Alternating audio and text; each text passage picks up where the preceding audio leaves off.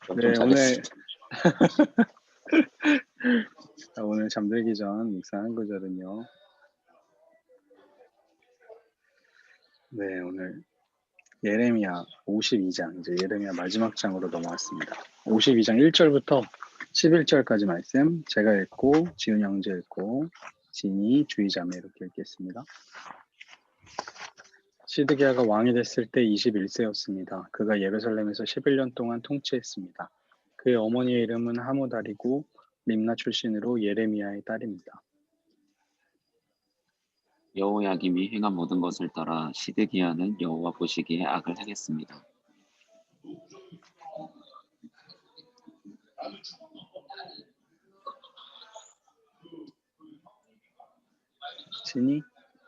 진이가 3절 읽어주세요.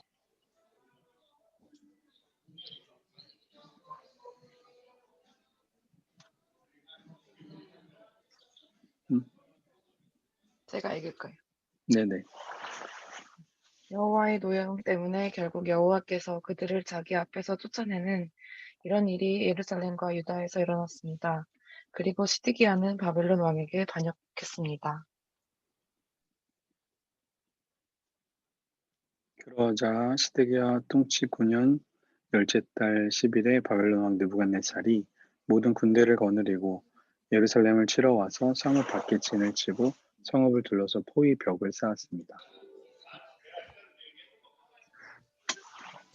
성읍은 시드기야 왕 11년까지 포위되어 있었습니다. 넷째 달 9일에 성읍 안에 기근이 극심해 그 땅의 백성에게 양식이 하나도 남지 않게 됐습니다. 그때 성벽이 무너졌고 모든 군사들이 도망갔습니다. 갈대아 사람들이 성읍을 둘러 포진하고 있는데도 그들은 밤에 왕의 정원 가까이에 있는 두 성벽 사이의 문을 통해 성읍에서 나가 아라바 길로 갔습니다. 그러나 갈대아 사람들의 군대가 시드기야 왕을 뒤쫓아가서 여리고 평원에서 그를 따라잡았습니다. 그의 모든 군사들은 그를 떠나 흩어져 버렸습니다. 그들이 왕을 사로잡았습니다. 그들이 그를 하맛 땅 리블라에 있는 바벨론 왕에게 끌어갔고 바벨론 왕이 그를 판결했습니다. 그리고 바벨론 왕은 립나에서 시드기야가 보는 앞에서 그의 아들들을 죽였고 또 유다의 모든 관료들도 죽였습니다. 네. 그리고 그는 시드기야의 눈을 뻗고 충동족쇄로 묶어 바벨론으로 끌어가 그가 죽는 날까지 그를 감옥에 가두었습니다. 아멘. 아멘. 오늘 이제 시드기야의 이제 멸망에 대한 이야기가 한 번 더 나오거든요. 이게 이제 예레미야 39장에 원래 나왔던 말씀인데 오늘 이제 한 번 더 하고 있는데 시드기야가 악한 행동을 하죠. 1절에 보니까 시드기야가 왕이 됐을 때가 21살이었대요. 예루살렘에서 11년 동안을 통치했다고 합니다. 근데 이제 그 역대기 말씀을 잠깐 살펴보면 열왕기하 24장 보면 느부갓네살은 여호야긴을 포로로 잡아 바벨론으로 데려가고 17절에 보니까 느부갓네살이 여호야긴의 삼촌인 마따니아를 여호야긴 대신 왕으로 세우고 이름을 시드기야로 바꾸었습니다. 라고 하죠. 그러니까 여호야긴이 마지막 그 왕이었고 그의 아들이 아니고 삼촌을 세운 거예요. 그 이름도 시드기야로 바꾼 거죠. 시드기야가 다시 돌아와 보면 그 바벨론이 세운 바벨론의 약간 꼭두각시 같은 노릇을 하는 게 시드기야였죠. 근데 그 시드기야가 2절에 보니까 하나님 보시기에 악을 행했다는 거예요. 되게 불안한 상황이잖아요. 그런데도 하나님을 전혀 의지하지 않고 있었던 겁니다. 그러면 바벨론 왕을 의지하는가? 그것도 아니죠. 3절에 보니까 하나님의 노여움 때문에 쫓겨나게 됐는데 그 시드기야가 바벨론 왕에게도 반역을 했어요. 그러니까 이 시드기야가 왜 그랬는지 잘 이해가 안 되는 사람이죠. 그래서 자기 혼자만 의지하는 하나님도 아니고 자기를 세워준 바벨론 왕도 아니고 자기만 의지하는 좀 교만한 사람이었던 거죠. 이제 그 이야기가 다른 성경에 나와 있는데요. 이어서 이제 시드기야가 이제 멸망을 하는 이야기를 합니다. 이스라엘이 남유다가 완전 멸망하는데요. 시드기야 통치 9년 열째 달 10일에 바벨론 왕 느부갓네살이 모든 군대를 거느리고 예루살렘을 치러 와서 성읍 밖에 진을 치고 성읍을 둘러서 포위벽을 쌓았습니다. 그리고 시드기야 왕 11년까지 포위된 거죠. 그러니까 9년째 11일부터 11년까지 약 2년 동안 포위를 하고 있었던 거죠. 그리고 나서 그 11년 넷째 달 9일에 성읍 안에 기근이 극심해서 땅의 백성들에게 양식이 없대요. 밥이 없었고 7절에 보니까 성벽이 무너지고 군사들이 도망가고, 그러니까 양식도 없고 성벽도 무너지고 군사들은 도망간 아주 안 좋은 상황이었죠.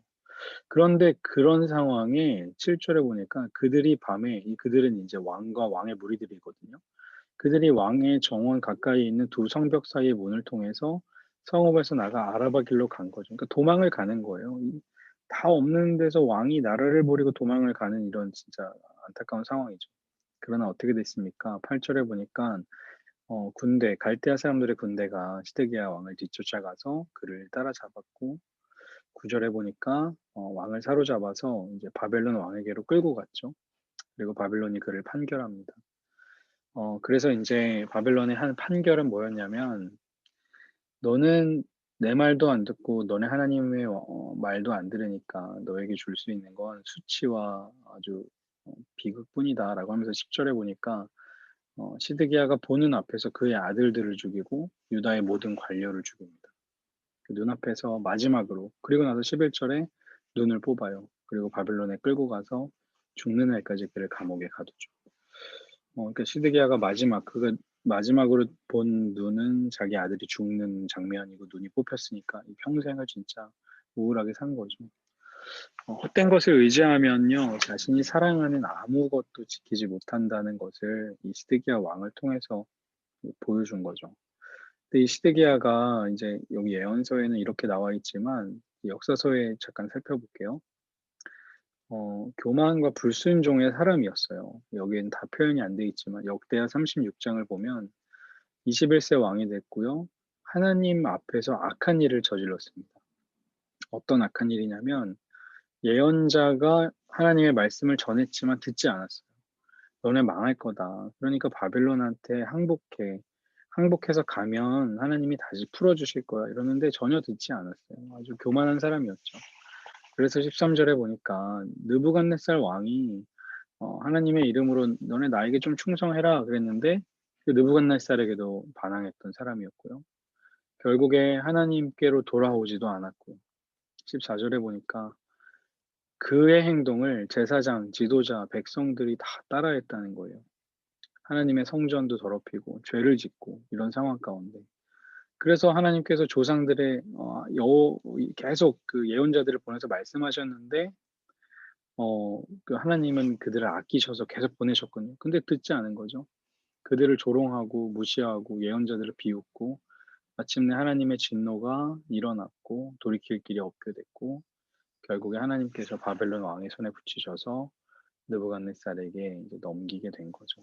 이게 이제 이스라엘의 마지막 왕, 남유다의 마지막 왕 시드기야의 이제 최후의 장면입니다. 교만과 불순종의 결과는 심판뿐이죠.